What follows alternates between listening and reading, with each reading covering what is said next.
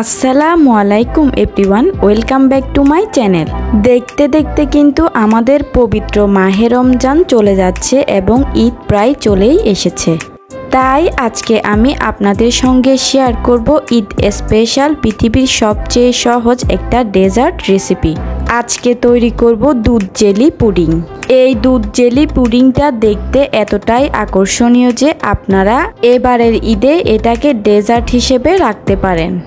উপকরণ লাগবে মাত্র 3টা, আর ভিডিওটা দেখলেই আপনারা বুঝতে পারবেন যে এটা তৈরি করা কতটা সহজ। একদমই সহজভাবে আপনাদের সঙ্গে ঈদ স্পেশাল খুবই মজাদার একটা রেসিপি শেয়ার করছি। আশা করছি আপনাদের কাছে খুবই ভালো লাগবে আর সহজ লাগবে। তাহলে আমি আর কথা না বাড়িয়ে রেসিপিতে চলে যাচ্ছি। ডেজার্টটি তৈরি করার জন্য প্রথমেই এখানে আমি একটা কাপের মধ্যে নিয়ে নিচ্ছি হাফ কাপ পরিমাণ লিকুইড দুধ। আর এই দুধটা কিন্তু রুম টেম্পারেচারে থাকা দুধ ছিল। এই হাফ কাপ দুধের সঙ্গে আমি দিয়ে দিচ্ছি হাফ টেবিল চামচ পরিমাণ আগার আগার পাউডার। যে কোনো তরল খাবার জিনিসকে জমানোর জন্য এই আগার আগার পাউডার ব্যবহার করা হয়। এবার এই দুধটার সাথে আমি আগার আগার পাউডারটাকে ভালোভাবে মিশিয়ে নিব। এবার চুলায় একটা পাত্র বসিয়ে এই পাত্রর মধ্যে আমি দিয়ে দিচ্ছি 1 কাপ আরও 1/3 কাপ পরিমাণ লিকুইড দুধ। এবারে একটা চামচের সাহায্যে এই দুধটাকে নেড়েচেড়ে দিয়ে একটা বলক আসা পর্যন্ত অপেক্ষা করতে হবে। যখন দুধের মধ্যে বলক চলে আসবে সে পর্যায়ে আমি দিয়ে দিচ্ছি হাফ কাপ পরিমাণ চিনি। এখন দিচ্ছি 5টা সাদা এলাচ। এবারে দিয়ে দিচ্ছি সামান্য পরিমাণে লবণ। এবারে এই দুধগুলোকে একটা চামচের সাহায্যে নেড়েচেড়ে মিশিয়ে দিব। দুধগুলোকে নেড়েচেড়ে দেওয়ার পর এবার আমি আগে থেকে যে আগার আগার পাউডারের মিশ্রণটি তৈরি করে রেখেছিলাম সেটি দিয়ে দিলাম। এবারে এই আগার আগার পাউডারের মিশ্রণটিকে ভালোভাবে নেড়েচেড়ে মিশিয়ে দিতে হবে। আর এই পর্যায়ে কিন্তু নাড়াচাড়ার কাজটি বন্ধ করা যাবে না। আগার আগার পাউডারের মিশ্রণটি দেওয়ার পর এই দুধটাকে কিন্তু আর বেশিক্ষণ জাল করা লাগবে না। যখন দুধটা এরকম একটু হালকা ঘন হয়ে আসবে তখনই দুধটাকে চুলা থেকে নামিয়ে নিতে হবে। এবারে আপনারা যেরকম মোল্ডে এই পুডিংটাকে সেট করতে চান সেরকম একটা মোল্ড নিতে হবে। আমি এরকম একটা বাটির মধ্যে এই দুধটাকে ছেঁকে নিয়ে নিলাম। তবে আপনারা যে কোনো মোল্ড ব্যবহার করতে পারেন। এখন এই দুধটাকে সেট হওয়ার জন্য রুম টেম্পারেচারে রেখে দিব 2 ঘন্টার জন্য। 2 ঘন্টার মধ্যেই এই পুডিংটা সেট হয়ে যাবে। ফিরে এলাম 2 ঘন্টা পর। দেখুন এখন কিন্তু আমার পুডিংটা সেট হয়ে গিয়েছে। এবার আমি জেলো তৈরি করে নিব।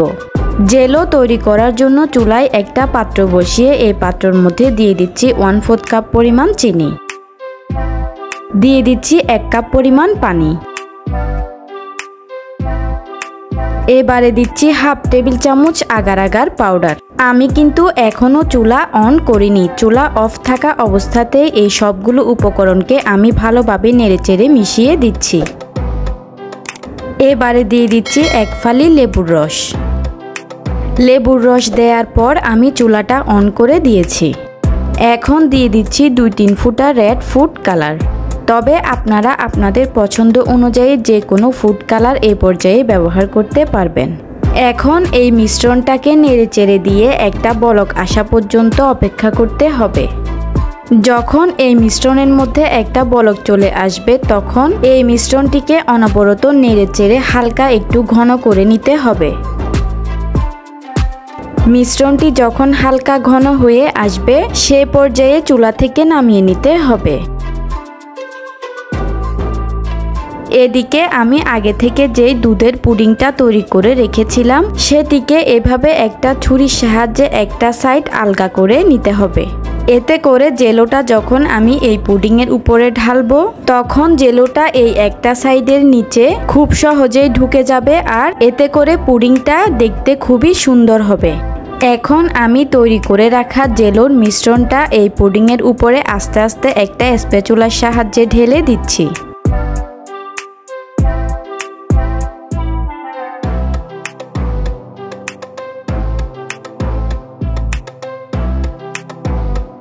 দেখুন এই পুডিংটা কিন্তু ঢালার সাথে সাথেই জমে যাচ্ছে।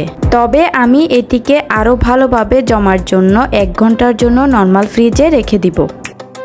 ফিরে এলাম 1 ঘন্টা পর। দেখুন আমার এই দুধ জেলি পুডিং কিন্তু খুব সুন্দরভাবে জমাট বেঁধে গিয়েছে।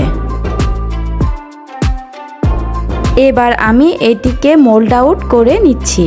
এটিকে মোল্ড আউট করার আগে আমি এটির সাইডগুলোকে এরকম একটা ছুরির সাহায্যে হালকা আলগা করে দিচ্ছি, যাতে এই পুডিংটি মোল্ড আউট করতে সহজ হয়। সাইডগুলোকে ছাড়িয়ে নেওয়ার পর এবার আমি এই পুডিংটিকে মোল্ড আউট করে নিচ্ছি। দেখুন কত সহজেই কিন্তু আমার এই দুধ জেলো পুডিংটি মোল্ড আউট হয়ে গিয়েছে। খুবই ঝটপট অল্প কিছু সময়ে কিন্তু তৈরি করে ফেললাম মজাদার দুধ জেলো পুডিং। আপনারা এবারের ঈদে কিংবা যে কোনো স্পেশাল অকেশানে এটাকে ডেজার্ট হিসেবে রাখতে পারেন। এই পুডিংটা দেখতে যেমন সুন্দর হয়, খেতেও কিন্তু ঠিক ততটাই মজার হয়। এবার আমি আপনাদেরকে এই পুডিংটি কেটেও দেখিয়ে দিচ্ছি যে এটির ভিতরটা ঠিক কেমন হয়েছে। আমি আশা করছি আপনারা অবশ্যই এবারের ঈদে এই পুডিংটি বানিয়ে সবার মন জয় করে নিতে পারবেন। একবার না বানালে বুঝবেন না যে এই পুডিংটি খেতে কতটা মজার হয়। প্রিয় দর্শক, আমি আশা করছি আমার আজকের এই রেসিপিটি আপনাদের কাছে বেশ ভালো লেগেছে। যদি ভালো লেগে থাকে তাহলে ভিডিওতে একটি লাইক দিতে কিন্তু একদমই ভুলবেন না। আর চ্যানেলে নতুন হলে চ্যানেলটি অবশ্যই সাবস্ক্রাইব করে পাশের বেল আইকনটি অন করে রাখবেন। আমি তাহলে আজকের মতো এখানেই বিদায় নিচ্ছি। আল্লাহ হাফেজ।